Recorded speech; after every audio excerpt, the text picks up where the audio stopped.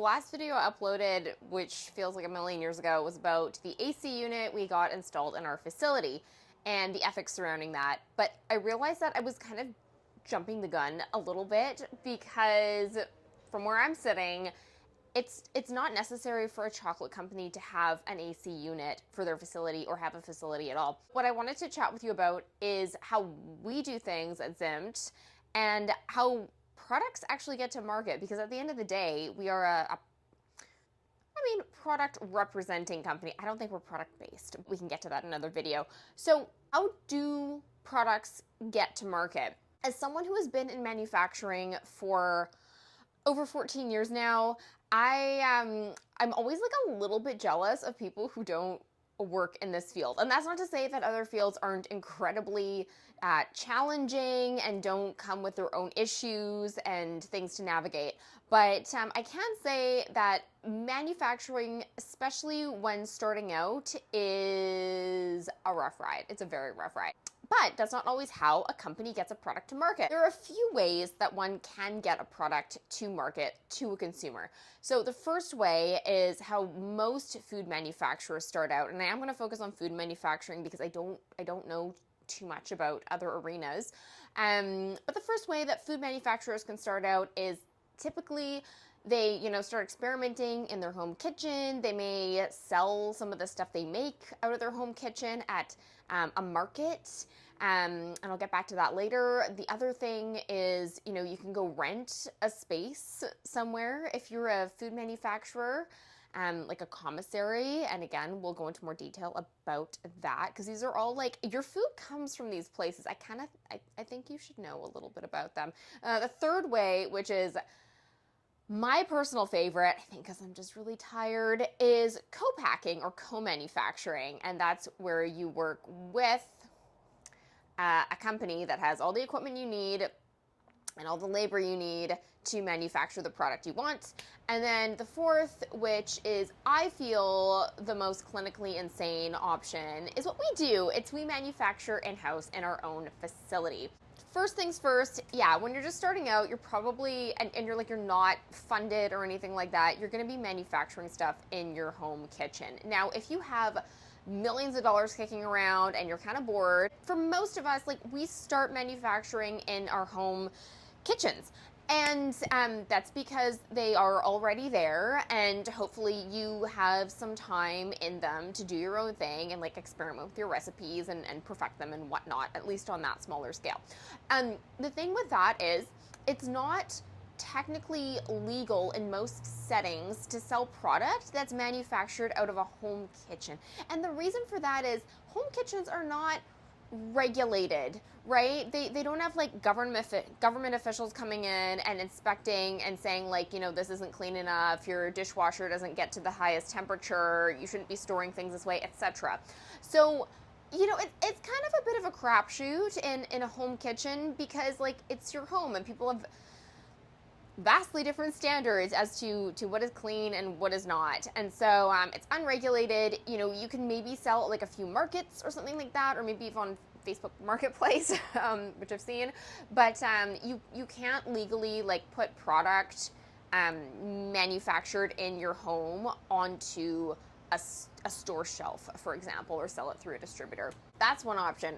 It's great if you can start out that way. The second option is you manufacture it yourself in a space that you rent. So there are different facilities around the Lower Mainland, that's where I live, where you can rent space and time in a facility to manufacture your product. And that can be great in a lot of ways. They're often commissaries, so these are facilities set up by people who typically have a ton of money because they're very expensive to set up. And, they rent out table spaces, freezer spaces, cooler spaces, equipment, whatnot, to different smaller companies in the area. And they charge so much. I really have a deep problem with commissaries because they do charge just so much money. And I think often these are smaller businesses getting started.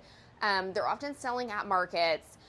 where, you know, it's just like this immense energy expenditure. They're making their product often, and then, you know, they have to haul a ton of heavy setup equipment to a market, stand there talking to yahoos for hours on end, tear down, haul everything back to their car that they probably can't afford anyways. So, I mean, that's an extreme situation, but I've seen it time and time again. So that's commissaries. That's another option. And so how we started with Zimt, and I can elaborate further on this, and I will in another video, but commissaries weren't really a thing when I first started Zimt. I have worked out of a commissary. We have worked out of a commissary, but we didn't like rely on it for starting the business to get to market, which a lot of companies do because they are regulated. And the third option, and is my favorite option, if it goes well, it can go so well. And that is working with a co-packer or a co-manufacturer. And guys, I have done this before. It's like being on vacation when it goes well, okay? Like, you do not have to do any heavy lifting. You do not have to get your hands dirty. You are told what is going on with your inventory. I mean, you want to double check that for sure, but you don't have to worry about staffing, all these sorts of things. It's unbelievable. You don't have to worry about cleaning a facility or like, you know, making sure you have air conditioning filters and light bulbs and like the right cleaner, anything to make a facility function. You don't have to worry about that with a co-packer unless, and I'll get to that in another video. Co-manufacturing. You say, hey, I want you to make this. Please go make this for me. And, you know, they will fit you into their schedule. And then they'll go do that. So that's, it's kind of a, yeah, it did feel like being on vacation for the most part. And then the fourth option, until it doesn't feel like it's being on vacation, then you get to the fourth option, which is where we have been for about 7 or 8 years or so again, is bringing everything back in-house, having our own facility, and we don't work with anyone else in here. So that is manufacturing in-house. So we take care of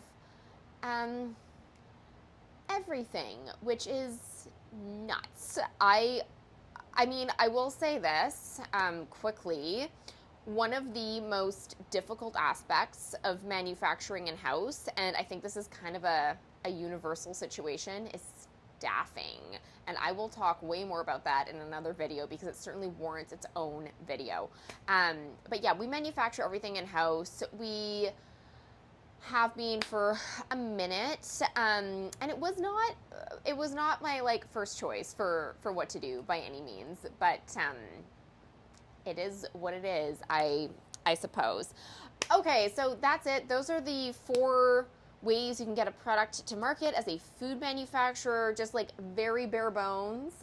And I'm going to delve into a little bit more of like our journey in that, as well as like another video, pros and cons about working with a co-manufacturer. Because I know, as like rose-colored glasses as I am about it, all that glitters is not gold. So stay tuned.